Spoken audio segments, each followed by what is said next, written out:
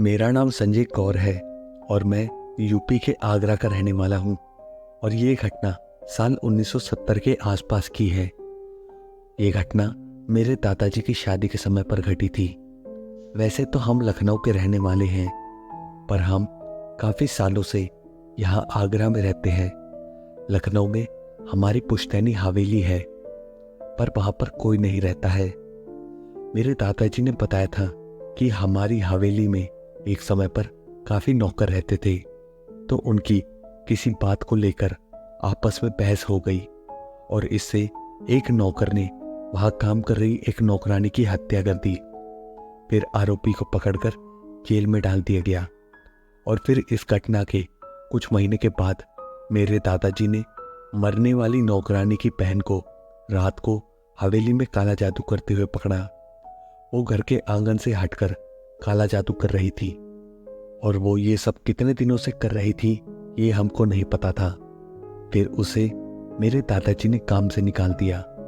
फिर इसके कुछ ही दिनों के बाद बाकी के नौकरों ने बताया कि रात होने के बाद कुछ दिनों से उन्हें घर में काली परछाई दिखती है, पर मेरे दादाजी ने उन्हें डांट कर भगा दिया, ये बोलकर कि हवेली के बारे में कोई अफवाह न फैलाए। अब तक मेरे परिवार के साथ कोई भी घटना नहीं घटी थी और ये पहली घटना मेरी दादी के साथ घटी थी। तो एक रात को मेरी दादी सो रही थी, तब उनको ऐसा लगा किसी ने उनके हाथ को पकड़ा है।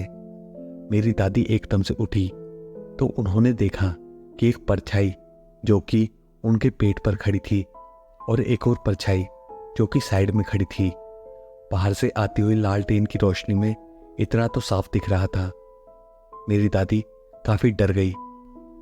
इन सब से मेरी दादी घबराकर बहुत तेज चिल्लाई।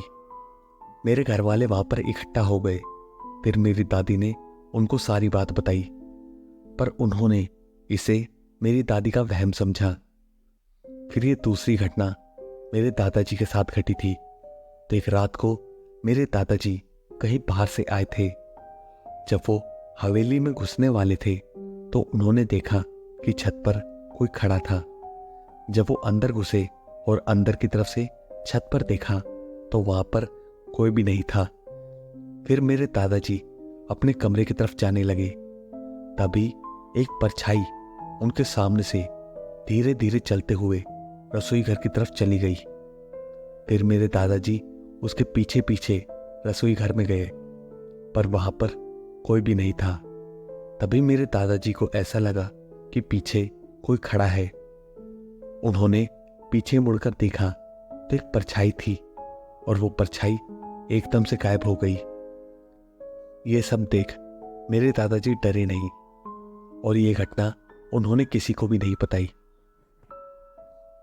और ये तीसरी घटना इस घटना के कुछ ही दिनों के बाद घटी थी।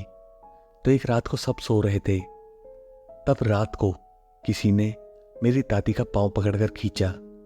मेरी दादी गिरी तो नहीं, पर वो एकदम से उठी तो उन्होंने देखा कि नीचे जमीन पर एक आदमी और एक औरत उनकी तरफ पीट करके बैठे थे। मेरी दादी ने बिस्तर में बैठे बैठे पूछा कि कौन हो तुम लोग और यहाँ क्यों बैठे हो। अब मेरे दादाजी भी उठ गए थे, तो मेरे दादाजी ने उठकर उन्हें हाथ लगाया। जैसे ही उन्होंने उनको हाथ लगाया वो दोनों एक साथ गायब हो गए। अभी ये घटनाएं दिन ब दिन बढ़ती जा रही थी और ये घटनाएं बाकी के परिवार वालों के साथ भी घटने लगी थी। घर में अब नौकर भी ज्यादा नहीं बचे थे, क्योंकि उनके साथ कोई ना कोई घटना जरूर घट रही थी। और अब ये हो गया था कि शाम होने के बाद हमेशा हवेली के अंदर से रोने और चिल्लाने की आवाज आती थी। इन सब से परेशान होकर मेरे परदादा ने हरिद्वार से एक बाबा को बुलवाया। जब उन बाबा ने हवेली में पैर रखा तो उन्होंने बता दिया कि इस हवेली में काफी नकारात्मक शक्ति है।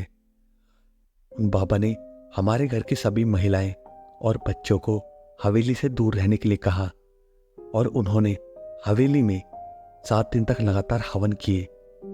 हवन के समय पर शुरू के कुछ दिन कुछ नहीं हुआ, पर रात को हवेली में से अलग अलग तरह की आवाजें आती थी, जैसे कि कोई घुंघरू पहन के घूम रहा है, और कई बार तो किसी को धक्का दे देना। ये घटनाएं बहुत ज्यादा बढ़ गई थी। शुरू के कुछ दिन तो नौकर हवेली में रुके, पर 2-3 दिन के बाद वो काम छोड़कर भागने लगे। फिर 3-4 दिन के बाद ऐसा हो गया कि हवेली में रात को सिर्फ मेरे परदादा जी ही रुकते थे और उनके साथ वो बाबा। इस दौरान उनके साथ काफी घटनाएं घटी। फिर आखिरी दिन उन बाबा ने बताया कि हवेली में असलियत में एक तो नहीं बल्कि 5 आत्माएं हैं, और इन सबको मैं निकाल नहीं पाऊंगा, क्योंकि उन सबको यहाँ पर जादू टोना करके बुलाया गया है और उनको किसी सिद्धि के तहत बुलाया गया है, और उनको 5 बलि देने का वादा किया गया है। और ये आत्माएं जानवर की बलि से नहीं बल्कि इंसान की बलि लेकर ही इस हवेली से जाएंगी। और एक बलि ये पहले ही ले चुकी हैं, उसकी जिसने इन्हें यहाँ पर बुलाया था। मेरे दादाजी को समझते देर नहीं लगी कि जिस नौकरानी ने यहाँ पर जादू टोना किया था वो अब मर चुकी थी। आखिर में उन बाबा ने बताया कि इन आत्माओं को निकालना संभव नहीं, पर इनको हवेली के एक कमरे में कैद किया जा सकता है। तो उन बाबा ने उन आत्माओं को हवेली के अंदर की तरफ वाले कमरे में कैद कर दिया। फिर उन बाबा ने उस कमरे पर ताला लगा बहुत से अभिमंत्रित धागों से बंद कर दिया।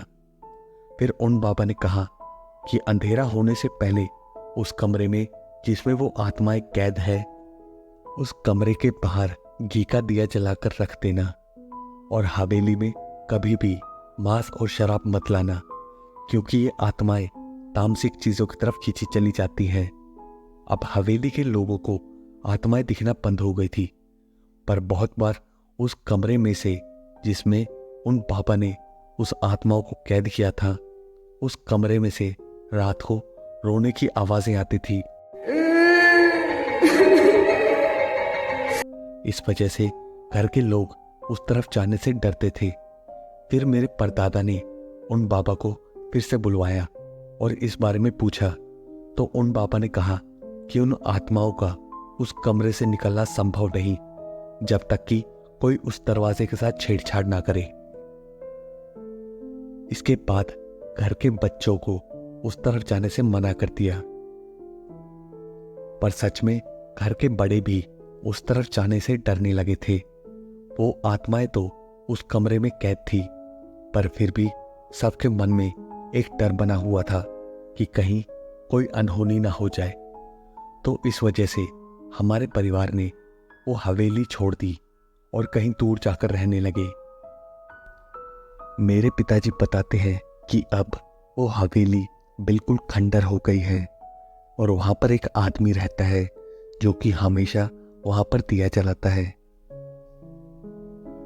शुरू में तो हमने उस हवेली को बेचने की भी कोशिश करी थी, पर कोई खरीदार नहीं मिला। पर अब हम वो हवेली बेचना नहीं चाहते। हम नहीं चाहते कि किसी के साथ भी कुछ गलत हो, और ये घटना बिल्कुल सच्ची है।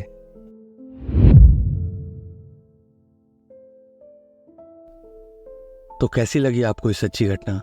अगर आपको कहानी पसंद आई हो तो इसे लाइक, कमेंट, शेयर ज़रूर करें। और अगर आपके पास भी ऐसी कोई सच्ची घटना हो तो आप उसे मुझे मेल कर सकते हैं। और ऐसी नई कहानियों को सुनने के लिए मेरे इस चैनल को सब्सक्राइब ज़रूर करें। Thank you.